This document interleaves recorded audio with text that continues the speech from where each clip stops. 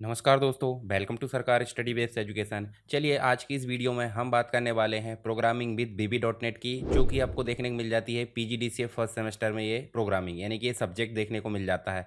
और इसके अलावा भी ये प्रोग्रामिंग आपको देखने को मिल जाता है बीसीए में, और साथ में जो एमएससी है, एमएससी मास्टर डिग्री, उसमें भी ये देखने को मिल जाता है। तो अगर आप ये कोर्स कर रहे हैं तो इसमें भी आपको ये काम आने वाला है। तो पहली बात तो कर रहे हैं हम पीजीडीसीए फर्स्ट सेमेस्टर की, इसका चौथा सब्जेक्ट देखने को मिल जाता है। अब देखिए, चौथे सब्जेक्ट में आपको फंडामेंटल्स ऑफ मल्टीमीडिया भी मिलता है, परंतु जिन स्टूडेंट का फंडामेंटल्स ऑफ मल्टीमीडिया है वो programming with VB dot net नहीं पढ़ते हैं। क्यों? क्योंकि एक ही सब्जेक्ट पढ़ना होता है, और जिनका programming with VB dot net है वो इसी को पढ़ेंगे। तो यहाँ पे जिनके लिए ये सब्जेक्ट है वही इसको पढ़ना है। इसके पहले मैंने आपको fundamentals of computer and information technology के बारे में कंप्लीट रूप से बता दिया हूँ, पीसी पैकेज के बारे में, डेटाबेस यूजिंग एमएस एक्सेस और फंडामेंटल्स ऑफ मल्टीमीडिया। ये चारों सब्जेक्ट आपके हो चुके हैं। अब बात करेंगे हम programming with VB dot net की। इसके पहले मैं आपको कुछ इंपॉर्टेंट जानकारी दे देता हूं। तो देखिए, आपको गूगल पर चलना है। गूगल पर चलने के बाद आप देखोगे तो यहाँ पे आपको जो है Sarkar study webs dot com website है। वेबसाइट का यूआरएल आपको मिल जाएगा डिस्क्रिप्शन बॉक्स में,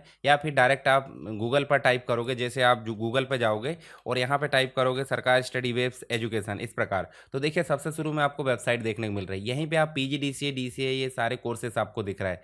तो यहाँ जाओगे कोर्स नोट्स में या फिर पीजीडीसीए में, तो आपको जो है इससे रिलेटेड सारी चीज़ें यहाँ पे देखिए, फर्स्ट सेमेस्टर, सेकंड सेमेस्टर, साथ ही उसके वीडियोस आपको देखने को मिलेंगे कि तैयारी कैसे करें, एग्जाम में आंसर कैसे लिखें। सारे विषय आपको देखने को मिल जाएंगे। फंडामेंटल्स ऑफ कंप्यूटर है, पीसी पैकेज है, एमएस एक्सेस है, programming with VB dot net है, साथ ही सेकंड सेमेस्टर के सारे सब्जेक्ट और उनसे रिलेटेड पीडीएफ आपको देखने को यहाँ पर मिल जाएगी। तो ये तो होगी कंप्लीट एकीकृत बात। इसके अलावा आप यूट्यूब चैनल में होंगे तो आपको प्ले में जब जाओगे तो यहाँ पर आपको सारी चीज़ें प्ले में देखने को मिल जाएंगी। तो अपने हिसाब से जो भी आपकी ज़रूरत है वो आप देख सकते हैं। और चैनल पर नए हैं तो चैनल पर सब्सक्राइब कर लीजिए, ताकि आने वाली जितनी भी वीडियोस है आपको मिलती रहे। ठीक है, और बेल आइकॉन क्लिक करना ना भूलें, ताकि नोटिफिकेशन आपको पता चलता रहे। कुछ लोग बोलते हैं कि हमें वीडियो अपलोड हुआ है तो पता नहीं चला। क्यों नहीं चला? क्योंकि बेल आइकॉन आपने क्लिक नहीं किए। इसके अलावा कुछ इंपॉर्टेंट जानकारी आपको चाहिए तो आप जो है टेलीग्राम चैनल ज्वाइन कर सकते हैं। यहाँ मैंने देखिए इंपॉर्टेंट क्वेश्चन डाल दिया हूँ, प्रैक्टिकल के क्वेश्चन, सारी चीज़ें आपको यहाँ पे देखने को मिल जाती है, वीडियो की लिंक भी। तो ये चीज़ आपके लिए इंपॉर्टेंट है, आप इनको देख लेना। यहाँ हम जो है पहला, मतलब जो पहला सब्जेक्ट, दूसरा, तीसरा, चौथा, ये सारे सब्जेक्ट हमारे हो चुके हैं। अभी हम बात करेंगे programming with VB dot net की। तो देखिए, programming with VB dot net के अंतर्गत टोटल मिलाकर कितनी यूनिट देखने को मिल जाती है? टोटल मिल जाती है आपको 5 यूनिट। 5 यूनिट में जो है अलग अलग टॉपिक आपको देखने को मिल जाता है। जैसे पहली यूनिट की बात करें तो पहली यूनिट में आपको ओप्स का कॉन्सेप्ट देखने को मिल जाता है। ओप्स क्या है? Object oriented programming. दूसरी यूनिट में आपको मिल जाता है प्रोग्रामिंग, यानी कि बीबी डॉट नेट के अंतर्गत डॉट नेट फ्रेमवर्क देखने को मिल जाता है। उसके बाद तीसरी यूनिट में आपको मिल जाता है जो आपके कंट्रोल्स है, यानी कि जीयूआई कंट्रोल्स है, जैसे हम बोल सकते हैं फॉर्म से रिलेटेड जितने भी कंट्रोल है। उसके बाद चौथी यूनिट में आपको एडवांस कंट्रोल देखने को मिल जाते हैं, जैसे कि मीनूज है, डायलॉग बॉक्स है। पांचवी यूनिट में आपको डेटाबेस प्रोग्रामिंग में मिल जाती है, डेटाबेस प्रोग्रामिंग, जिनके बारे में हम बात करेंगे अभी विस्तार से। तो एक एक करके सारे क्वेश्चन हम यहाँ पे डिस्कस करेंगे सारी यूनिट के। तो पहली यूनिट में आप देखोगे तो ऑब्जेक्ट ओरिएंटेड प्रोग्रामिंग के बेसिक्स है, जिसमें पहला क्वेश्चन देखते हैं। तो पहला क्वेश्चन आपको देखने को मिलेगा, ऑब्जेक्ट ओरिएंटेड प्रोग्रामिंग क्या है, इसके मुख्य जो प्रिंसिपल्स होते हैं या फीचर्स होते हैं, इसके सिद्धांत को समझाइए। तो सिंपल सी बात है, मैं आपको यहाँ पे समझाता हूँ। देखिए, यहाँ मान लीजिए एक मतलब व्हीकल है। व्हीकल मतलब आप देख सकते हैं, व्हीकल में आप देखोगे कार भी हो सकती है, ठीक है, इसके अलावा बस भी हो सकती है, बस के अलावा ट्रक भी हो सकता है, या फिर अन्य जो व्हीकल है, वाहन है, वो हो सकते हैं। अब मुझे बताइए, हर एक वाहन का एक तरीका होता है। कार में भी स्टेयरिंग होगी, बस में भी स्टेयरिंग होगी, ट्रक में भी स्टेयरिंग होगी, इसके भी पहिए घूमेंगे, इसके भी पहिए, यानी कि जो व्हील है वो घूमेंगे, इसके भी व्हील घूमेंगे, यानी कि लगभग लगभग काम करने का तरीका एक सा है, पर कुछ चीज़ें अलग हो जाती है। तो जो चीज़ें इनमें सेम है, उन चीज़ों को एकत्रित करके हमने क्या कर लिए, एक मॉडल तैयार कर लिए, और उस मॉडल को हमने नाम दे दिए, मान लीजिए यहाँ पे व्हीकल। क्या दे दिए? व्हीकल। और इस व्हीकल को हम जब अप्लाई करेंगे तो बस बनाना, तो वो सारे फीचर्स हमारे बस में आ जाएंगे, सिर्फ आपका जो है स्ट्रक्चर चेंज होगा, ठीक है। और जो जैसे व्हीकल है तो भाई व्हीकल के सारे फीचर्स आ गए, मतलब स्टेयरिंग आ गई, ठीक है, उसके चलने का तरीका आ गया, रिवर्स लेने का, गियर लगाने का, सारी चीज़ें आपको देखने को मिल जाएगी। बस क्या चेंज हो जाएगा, जो चीज़ें चेंज होना है वही चीज़ हम यहाँ पे नहीं रखेंगे, यानी कि जो मॉडल हमने तैयार करे हैं सेम चीज़ों को यूज़ करने वाला, उसे हम बोल देते हैं क्या? क्लास। क्या बोल देते हैं, क्लास। पर ये क्लास को जब हम यूज़ करेंगे, जैसे मान लो कार बनाना, तो ये क्लास को हमने कार में अप्लाई करे और कार के साइज़ को डिफाइन कर दिए, कार के ब्रांड को डिफाइन कर दिया, अलग अलग प्रकार से जो भी चीज़ें रहती है, और उसको हमने कार बना दिए। इसके साथ ही हमको बस बनाना तो बस में अप्लाई कर दिए, बाइक बनाना तो बाइक में भी चलने का तरीका लगभग लगभग सेम रहता है, स्टेयरिंग की जगह यहाँ पे हैंडल रहता है, कार बना दिए। तो इसका मतलब जो हमने क्लास बनाए थे, क्लास को हमने अलग अलग जगह यूज़ कर लिए। तो जब हम यूज़ करते हैं तो यूज़ करने के तरीके को बोल देते हैं ऑब्जेक्ट, यानी रियल टाइम एंटिटी या रन टाइम एंटिटी किसे बोल देते हैं, ऑब्जेक्ट को। और जो फ्रेमवर्क होता है, यानी कि जिसे हम लोड करके रखते हैं या फिर सेव करके रखते हैं लाइब्रेरी में, वो कहलाती है क्लास। क्यों? क्योंकि इसमें हम लगातार ज़्यादातर यूज़ होने वाली फैसिलिटी को यहाँ रख देते हैं, कुछ चीज़ें चेंजेस है तो वो हो जाती कहाँ पे, ऑब्जेक्ट में। एक और उदाहरण बताता हूँ आपको मैं क्लास और ऑब्जेक्ट का। जैसे ह्यूमन जब बना होगा तो आप देखिए यहाँ पे गॉड है, गॉड मान लीजिए प्रोग्रामर है, और प्रोग्रामर ने 2 क्लास बनाए, कौन कौन सी, देखिए हालांकि हम एनिमल कैटेगरीज में आते हैं जब बायोलॉजी में पढ़ेंगे, परंतु हम यहाँ सिंपल रख देते हैं, एक बना देते हैं हम एनिमल क्लास और एक बना देते हैं हम ह्यूमन क्लास। ठीक है, जब ह्यूमन क्लास बनाए तो ह्यूमन में ज़्यादातर उपयोग होने वाली सारी फैसिलिटी यहाँ आ गई, और यहाँ पे एनिमल में उपयोग होने वाली सारी फैसिलिटी आ गई। पर हम बनते हैं तो हम ह्यूमन क्लास की फैसिलिटी लेकर आते हैं ना, जैसे दूर से कोई देखकर बोल देता है कि भाई ये ह्यूमन आ रहा है। ठीक है, तो यहाँ हमने क्या करें भाई, ये जो गॉड ने सारी चीज़ें यहाँ रख दी है। अब हम यहाँ पे जो चेंजेस होते हैं, जैसे हमारी जो फेस तो बनेगा ही, पर फेस थोड़ा सा चेंज हो जाता है। ठीक, हाथ पैर नाक कान सारी चीज़ें बन जाएगी। उसके अलावा आप देखोगे तो जो रेटिना है वो थोड़ी सी चेंज हो जाती है उसकी, मतलब रेटिना यूनिक होती है ना। इसके अलावा फिंगरप्रिंट आपके यूनिक होते हैं, जो टंग होती है वो यूनिक होती हैं। तो जो ह्यूमन बना है वो किस क्लास से फीचर्स लाया है, ह्यूमन से। और अगर एनिमल बनेगा कोई तो वो कहाँ से लाएगा, एनिमल से। तो इसका मतलब एनिमल जो बना है, मतलब ये जो बना है ये क्लास है, क्या है, क्लास। और जो हम बन रहा है रियल टाइम में यूज़ हो रहा है, जैसे डॉग बना दिए, तो डॉग क्या हो गया आपका, ऑब्जेक्ट हो गया। तो जब तक ऑब्जेक्ट नहीं बनेगा तब तक की क्लास की फैसिलिटी यूज़ नहीं होगी, ये ध्यान रखना है। और क्लास और ऑब्जेक्ट से मिलकर बनी, मतलब जो हमने बात करें क्लास और ऑब्जेक्ट से मिलकर बनी प्रोग्रामिंग को ही हम क्या बोल रहे हैं, ऑब्जेक्ट ओरिएंटेड प्रोग्रामिंग बोल रहे हैं। आई होप आपको समझ में आ गया होगा। आप डेफिनेशन समझाइए, डायग्राम वगैरह बना दीजिए। इसके अलावा इसके कुछ प्रमुख सिद्धांत है वो हम यहाँ पे देख लेते हैं। तो प्रमुख सिद्धांतों के अंतर्गत अगर देखें तो आपको सबसे पहले यहाँ देखने को मिल जाता है क्लास और ऑब्जेक्ट। तो क्लास और ऑब्जेक्ट तो आपने समझ गए, क्लास और ऑब्जेक्ट क्या होता है। यहाँ पे एक चीज़ और देखने को मिल जाती है जिसका नाम है इनकैप्सुलेशन।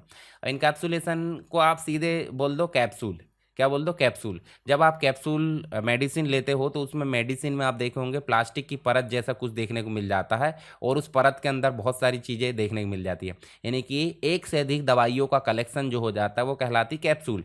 ऐसे ही बहुत सारी फैसिलिटी, मेथड्स, वेरिएबल, ठीक है, और जो प्रॉपर्टीज़ होती है सबको एक साथ अगर जोड़ दिया जाता है, क्लास बना दिया जाता है उसकी। मान लीजिए क्लास है और क्लास में हमने क्या डाल दिए, वेरिएबल डाल दिए, मेथड्स डाल दिए, सब चीज़ों को एक साथ बाइंड करके इसमें हमने नाम दे दिए कि क्लास ए बन गई। तो ए ने क्या काम करी है, इनकैप्सुलेशन का काम करी है। ठीक है, ये कंप्लीट चीज़ें क्या कहलाएगी, इनकैप्सुलेशन। मतलब क्लास के अंतर्गत या ऑब्जेक्ट ओरिएंटेड प्रोग्रामिंग के अंतर्गत इनकैप्सुलेशन की फैसिलिटी देखने को मिल जाती है। जैसे उदाहरण के लिए हम देखें तो एक बैंक अकाउंट क्लास है जिसमें बैलेंस होगा, ठीक है, प्राइवेट डाटा रखा जाएगा, उससे बाहर इसे एक्सेस या बदलने के लिए पब्लिक मेथड दिए जाते हैं। ठीक है, मतलब पूरा का पूरा कैप्सूल ओपन करके नहीं देख सकते आप, तो इसे इनकैप्सुलेशन बोल देते हैं। इसके अलावा दूसरा क्या देखने को मिल जाता है, आपको देखने को मिल जाता है ये एब्स्ट्रैक्शन। एब्स्ट्रैक्शन का मतलब सीधे आप समझ जाओ, जैसे मान लीजिए आप उदाहरण के लिए कोई कॉफ़ी मशीन है, ये देखिए कॉफ़ी मशीन आपने देखा होगा, कॉफ़ी बनती है, चाय कॉफ़ी। तो यहाँ पे आप सिर्फ बटन दबाते हो और चाय यहाँ पे आ जाती है। अंदर क्या वर्किंग चल रही है वो नहीं पता, तो अंदर की मैकेनिज्म नहीं पता, सिर्फ आपको क्या दिखता है, कुछ ही चीज़ें दिख रही है जो वर्किंग में है, मतलब इंटरनल मॉड्यूल नहीं दिख रहा है। तो इंटरनल मॉड्यूल नहीं दिखता है, क्लास में हम जब कुछ काम करते हैं तो बाहर जो वर्किंग है वही दिखती है। तो क्लास में कौन सी फैसिलिटी है, यानी कि ऑब्जेक्ट ओरिएंटेड में कौन सी फैसिलिटी है, एब्स्ट्रैक्शन, यानी कि परिवर्तित चीज़ें दिखाई दे रही है, केवल वही चीज़ें दिखाई दे रही है जो कि दिखाना है, बाकी चीज़ें आपकी नहीं दिखाई दे रही। जैसे उदाहरण के लिए एक कार का उदाहरण लेते हैं, जिसमें हम कार चलती है वो पता है, पर अंदर इंजन क्या वर्किंग कर रहा है वो हमको नहीं पता है, वो तो इंजीनियर ही जानेगा। तो इंजीनियर ने उसमें क्या फैसिलिटी लगा कर रखा है, एब्स्ट्रैक्शन की, सारी चीज़ें ट्रांसपेरेंट नहीं दिखा दे। ठीक है, कुछ मोबाइल आपने देखा होगा जो पीछे से पूरा दिखा, हालांकि दिखाते नहीं है पर वो दिखाने का है तरीका, जो भी कंपनी है हमको नहीं पता। चलिए आगे चलें। यहाँ एटीएम मशीन में भी आप सीधे कार्ड डालते हो, कोड डालते हो, उसके बाद आपके पैसे निकल जाते हैं या जमा हो जाते हैं। अंदर क्या वर्किंग चल रही है आपको नहीं पता। तो ये जो अंदर वर्किंग चल रही है वही कहलाती है एब्स्ट्रैक्शन। क्या कहलाती है? एब्स्ट्रैक्शन, यानी कि जो चीज़ दिखाना है वही दिख रही है, बाकी चीज़ें नहीं दिख रही है। तो ध्यान रखिए इस चीज़ को। अब बात कर लेते हैं इनहेरिटेंस की। तो इनहेरिटेंस क्या होता है? इनहेरिटेंस का मतलब हो जाता है विरासत। यानी उदाहरण के लिए हम सीधे समझ सकते हैं कि पेरेंट्स के फीचर कहाँ आते हैं? बच्चों में। तो क्या कहलाता है ये? इनहेरिटेंस। जैसे एनिमल क्लास है, उसके गुणों को कहाँ लाते हैं हम? डॉग में। वही कैट में आ जाते हैं। तो डॉग मतलब एनिमल क्लास के सारे फीचर्स आ गए हैं, परंतु कुछ चेंज हुए हैं। ठीक है, ऐसे ही कैट में आ गए हैं, कुछ चेंज हुए, यानी कि डॉग और कैट अलग अलग दिखते हैं कि नहीं। ऐसे ही ह्यूमन में सारे फीचर्स आ जाते हैं ह्यूमन क्लास के। तो ह्यूमन, हर एक ह्यूमन अलग अलग दिखता है, चाहे वो एक ही घर के हो। ठीक है, मतलब कुछ चीज़ें आती है, हर चीज़ें नहीं आती है। तो ऐसे ही व्हीकल क्लास में जो हमने डिफाइन किए थे वो कहाँ आ गए? कार में, मोटरसाइकिल में। पर पूरे के पूरे आ गए क्या? नहीं। तो कुछ चीज़ें यहाँ चेंज हुई है, कार के लिए कुछ चेंज हो गई, बाइक के लिए कुछ चेंज हो गई। तो यहाँ पे एक क्लास के फीचर जब दूसरे में आते हैं उसे हम बोल देते हैं इनहेरिटेंस। अब इनहेरिटेंस के अंतर्गत मल्टीपल इनहेरिटेंस भी हो सकता है। तो ये अलग अलग कैटेगरी है जो हम आगे देखेंगे अगर क्वेश्चन आया तो। चलिए आगे देखें पॉलीमॉर्फिज्म। पॉलीमॉर्फिज्म से क्या फ़ायदा है? देखिए पॉलीमॉर्फिज्म में जैसे क्लास है, क्लास में हमने मान लीजिए कार नाम या व्हीकल नाम की हमने क्लास बनाया और व्हीकल नाम की क्लास में हमने क्या दे दी? एक स्टेयरिंग। स्टेयरिंग का एक जो है हमने मेथड या फिर एक प्रॉपर्टी डिफाइन करे हैं। अब स्टेयरिंग जो है व्हीकल में यूज़ हुई है। तो अब बताइए मुझे कौन सी ऐसी व्हीकल है जिसमें स्टेयरिंग यूज़ नहीं होगी? कार में भी यूज़ होगी, कार के अलग अलग वैरायटी आ जाती है। तो हर एक कार की वैरायटी, जहाँ तक कि आप ट्रक ले लोगे, बस ले लोगे या फिर जो भी चीज़ें लेते हो, तो उसमें सब में आपकी स्टेयरिंग यूज़ होगी। यानी कि ऐसी मेथड तैयार करना जिसके थ्रू आप जो है बहुत सारे ऑब्जेक्ट में उसका यूज़ कर सकते हैं, उसको उस फैसिलिटी को हम बोल देते हैं पॉलीमॉर्फिज्म। यानी कि विभिन्न प्रकार के कार्य करना एक ही मेथड्स है। जैसे उदाहरण के लिए हमने शेप नाम की एक बेस क्लास ली और शेप नाम की बेस क्लास में हमने क्या लिए? ड्रॉ नाम की एक मेथड लिए। ड्रॉ नाम की मेथड के अंतर्गत देखोगे तो देखिए शेप क्या क्या हो सकते हैं बताइए मुझे। जैसे रेक्टेंगल हो सकता है, राउंडेड रेक्टेंगल मतलब जो है आपका रेक्टेंगल हो सकता है, ट्रायंगल हो सकता है, उसके बाद आपका सर्कल हो सकता है, या फिर पॉलीगॉन की बात करें तो पॉलीगॉन हो सकता है।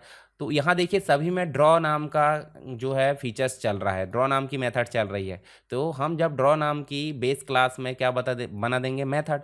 तो वो इसमें भी यूज़ हो जाएगी, इसमें भी यूज़ हो जाएगी, और इसमें भी, और इसमें भी। इसका मतलब एक मेथड बनाए और बहुत सारी जगह यूज़ कर लिए, तो उसी को हम बोल देते हैं पॉलीमॉर्फिज्म। यानी कि वन इंटरफेस मल्टीपल इम्प्लीमेंटेशन, एक जगह बनाओ और बहुत जगह इम्प्लीमेंट करो।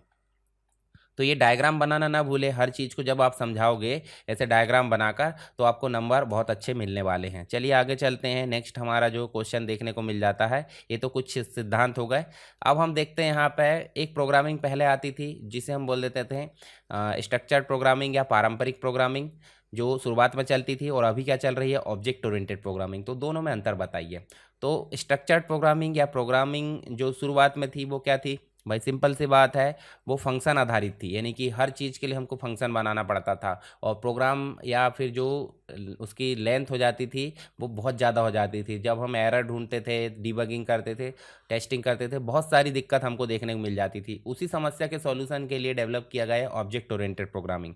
तो दोनों में अंतर हम देख लेते हैं यहाँ पे। तो पारंपरिक जो प्रोग्रामिंग थी, स्ट्रक्चर प्रोग्रामिंग, वो फंक्शन आधारित थी, जहाँ प्रोग्राम विभिन्न फंक्शन या प्रोसीजर, इसे प्रोसीजर ओरिएंटेड प्रोग्रामिंग भी बोल देते हैं। पारंपरिक प्रोग्रामिंग को क्या बोल देते हैं? Procedure oriented. तो प्रोसीजर आधारित हुआ करती थी। प्रोग्राम की कार्यप्रणाली मुख्य रूप से इन फंक्शन द्वारा डिजाइन की जाती थी या नियंत्रित की जाती थी। यानी कि फंक्शन आधारित प्रोग्रामिंग को क्या बोल देते थे? पारंपरिक या प्रोसीजर ओरिएंटेड प्रोग्रामिंग। अब बात कर रहे हैं ऑब्जेक्ट ओरिएंटेड। तो ऑब्जेक्ट ओरिएंटेड प्रोग्रामिंग में क्लासेस और ऑब्जेक्ट पर आधारित प्रोग्रामिंग है, जिसमें जब भी कोई काम किया जाना बार बार, उसे बार बार लिखने की बजाय एक जगह डिफाइन कर दिया जाता है। उस डिफाइन वाली जगह को क्लास बोल देते हैं, और जब हम यूज़ करना तो सीधे ऑब्जेक्ट बनाए और यूज़ कर लिए। यानी कि ज़्यादा कोड लिखने की बजाय हम सीधे उसे कॉल कर लेते हैं। ठीक है, जैसे फंक्शन को कॉल कर लेते थे। तो एक प्रकार से इंस्टेंस यहाँ पे बनाया जाता है ऑब्जेक्ट का। डेटा की सिक्योरिटी की अगर बात करें तो जो प्रोसीजर ओरिएंटेड प्रोग्रामिंग थी वो डेटा खुले तौर पर विभिन्न फंक्शन के बीच आदान प्रदान होता था। डेटा की सुरक्षा कम थी। पर ओप्स में क्या हो जाता है? डेटा को इनकैप्सुलेट करके रखा जाता है, यानी कि इनकैप्सुलेशन की फैसिलिटी होती है। तो जो डाटा यूज़ किया जाना वही डाटा आपको दिखता है। रीयूजिबिलिटी यानी कि पुनः प्रयोग की अगर बात करें, पुनः प्रयोग में क्या होता है? जो प्रोसीजर ओरिएंटेड प्रोग्रामिंग थी उसमें पुनः प्रयोग करना काफ़ी मुश्किल था, यानी कि अलग से कार्य किया जाना था फिर से। ओप्स में क्या है, बार बार उपयोग किया जाता है। एक तो इनहेरिटेंस है, एक क्लास के फीचर दूसरे में उपयोग किए जा सकते हैं। पॉलीमॉर्फिज्म के द्वारा एक मेथड बनाए और बार बार उसको यूज़ कर सकते हैं, तो ये बार बार उपयोग किए जाने वाली एक प्रकार से इसमें क्वालिटी है।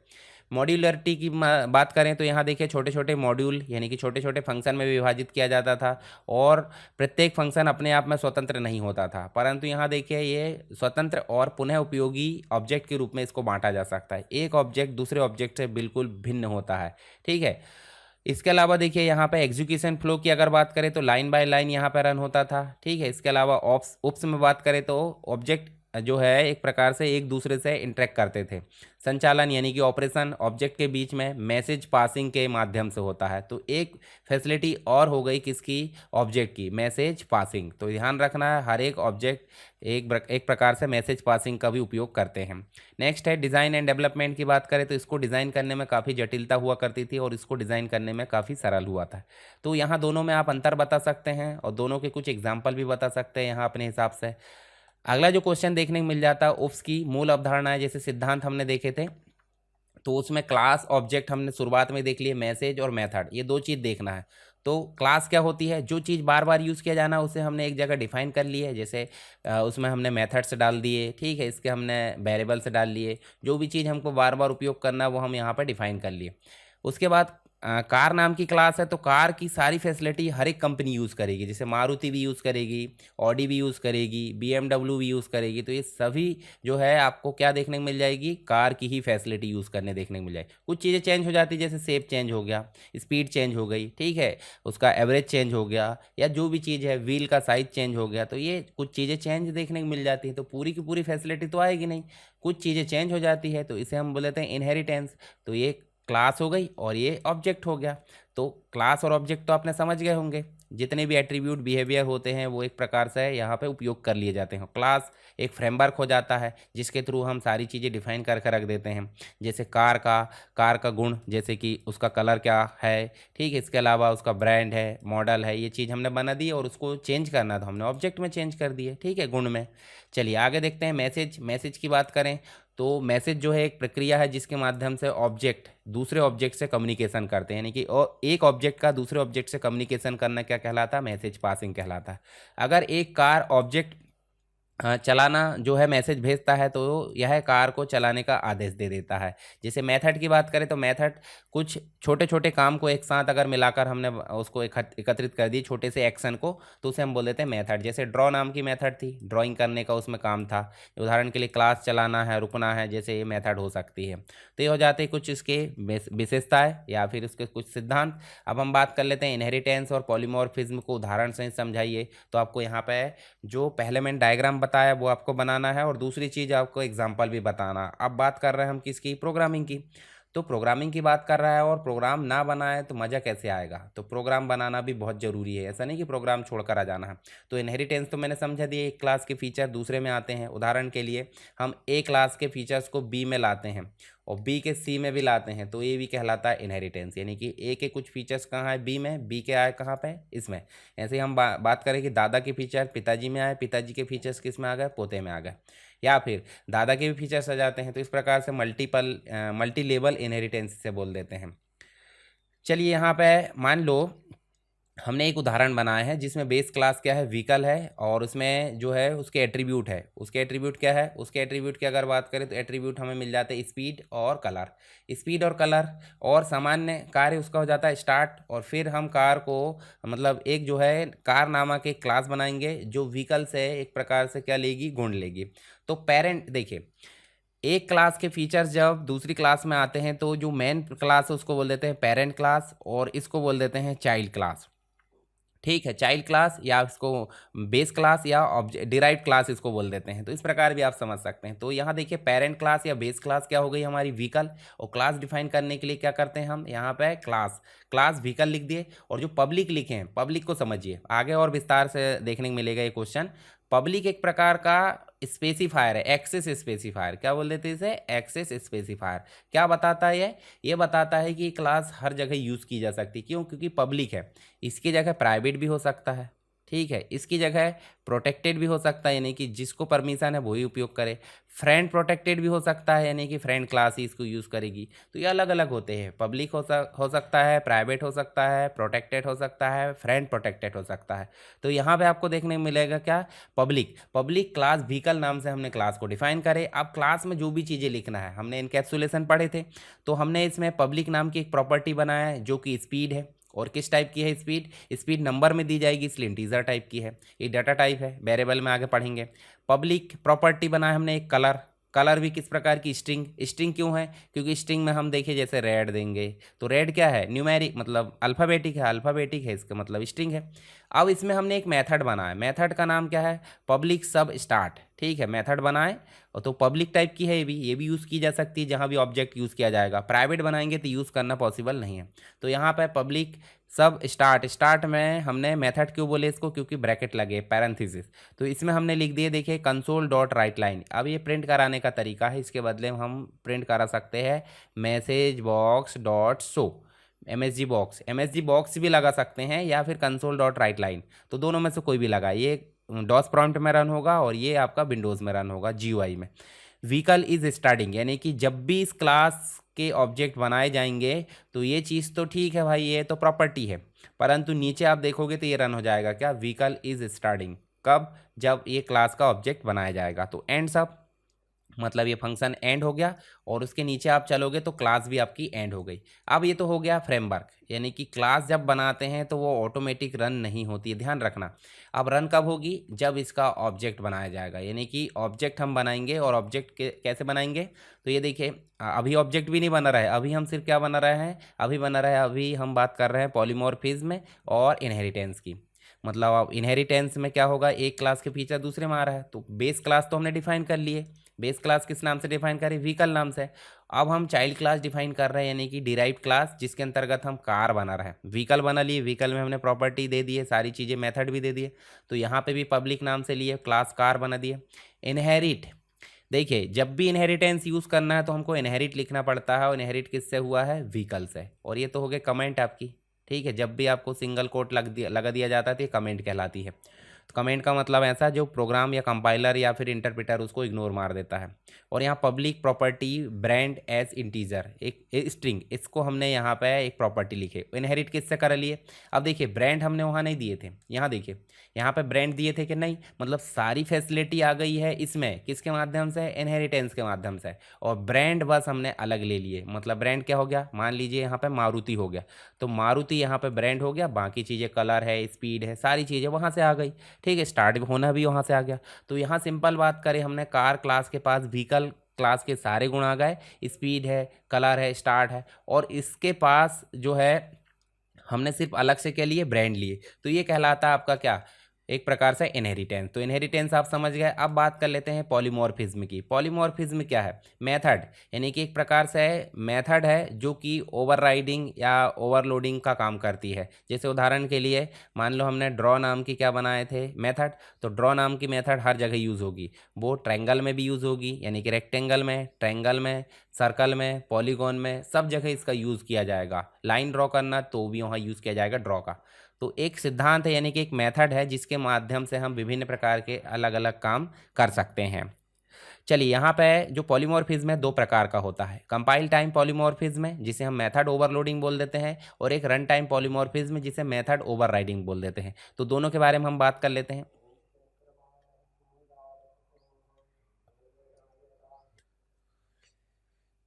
चलिए यहाँ पे हम जो है एक एक के एग्जांपल को समझते हैं। देखिए सबसे पहले हम बात करेंगे मेथड ओवरलोडिंग। मेथड ओवरलोडिंग मतलब कंपाइल टाइम पॉलीमॉर्फिज्म है। तो यहाँ देखिए सबसे पहले एक क्लास बनाया हमने, क्लास का नाम क्या है, कैलकुलेटर। देखिए क्लास क्या बनाया हमने, कैलकुलेटर।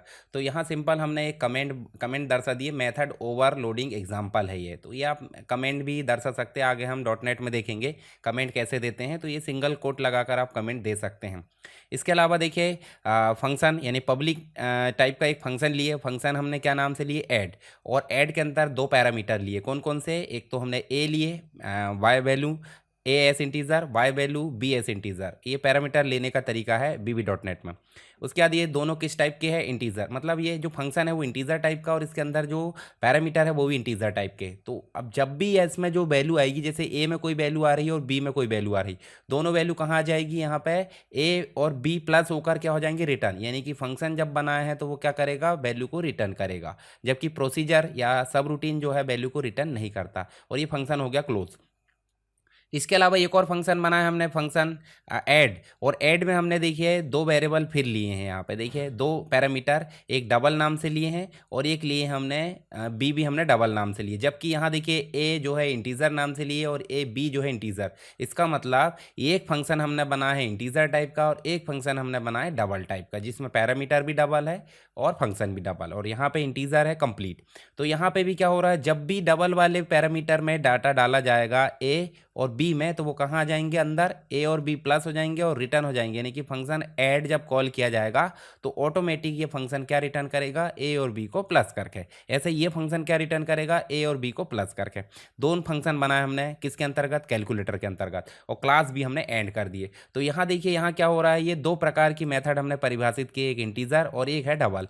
तो इस प्रकार एक ही नाम वाली जो मेथड है वो अलग अलग प्रकार से पैरामीटर के साथ काम कर सकती है। तो आगे चलते हैं हम, देखिए एग्जाम्पल देखते हैं हम किसका, मेथड ओवरराइडिंग का। तो रन टाइम पॉलीमॉर्फिज्म किसे बोल देते हैं, मेथड ओवरराइडिंग को। तो यहाँ पे देखिए एक बेस क्लास बनाया हमने जिसका नाम है क्लास व्हीकल, जिसमें हमने एक फंक्शन यानी कि एक प्रोसीजर बनाया है, ये सब रूटीन बनाया है जिसका नाम है ओवरराइडेबल सब स्टार्ट है, जिसके अंतर्गत हमने प्रिंट कर दिए कि व्हीकल इज स्टार्ट हो गया, मतलब ये क्लास भी एंड हो गई। और उसके बाद एक डिराइव्ड लिए, डिराइव्ड मतलब इस क्लास की फीचर्स को हमने यहाँ लाए हैं। तो यहाँ देखिए पब्लिक क्लास कार ली हमने जो व्हीकल क्लास से इनहेरिट होगी, यानी कि देखिए इनहेरिट व्हीकल। और इसके अंदर हमने एक फिर से क्या बनाया, हमने एक मतलब सब रूटीन बनाया जिसका नाम है स्टार्ट, और ये सब स्टार्ट करके हमने दे दी ओवरराइड्स। और कंसोल डॉट राइट लाइन के अंतर्गत कार इज स्टार्टिंग, यानी कि इसके जो फीचर है देखिए ओवरराइड हो गई ना, ओवरराइड मतलब इसी फीचर्स को हमने क्या करे हैं, देखिए व्हीकल इज स्टार्टिंग हो रहा था तो इसी क्लास यानी कि इसी जो प्रोसीजर है या फिर सब रूटीन है उसके अंदर हमने क्या करे हैं, उसी के अंतर्गत हमने फिर से कार इज स्टार्टिंग कर दी, यानी कि उसी नाम से हमने काम चेंज कर दिए। ओवरराइड हो गया कि नहीं, मतलब उदाहरण के लिए ए जो काम कर रहा था वही काम बी ने भी कर दिया, तो ए की कोई वैल्यू बची क्या, नहीं बची। तो ये कहलाता आपका क्या, compile time, run time. Compile time तो एक हो गया हमारा कौन सा, ये वाला मेथड ओवरलोडिंग, और परंतु रन टाइम वाला हो गया मेथड ओवरराइडिंग। तो आप इस प्रकार एग्जाम्पल बनाकर समझे दीजिए एग्जाम में, तो आपको जो है नंबर अच्छे मिलने वाले हैं, क्योंकि एग्जाम्पल नहीं बनाओगे तो आपको नंबर नहीं मिलेंगे। और इसको डिस्क्राइब भी कर दीजिए, नीचे आप देख सकते हैं यहाँ पे। चलिए नेक्स्ट एक और देखिए, उप्स के क्या लाभ है और इसके उपयोग बताइए। तो अब इतना सारा पढ़ने के बाद लाभ और उपयोग बताने की तो मुझे ज़रूरत नहीं है, तो आप इसको एक बार पढ़ लेना कि बार बार इसका यूज़ कर सकते हैं हम।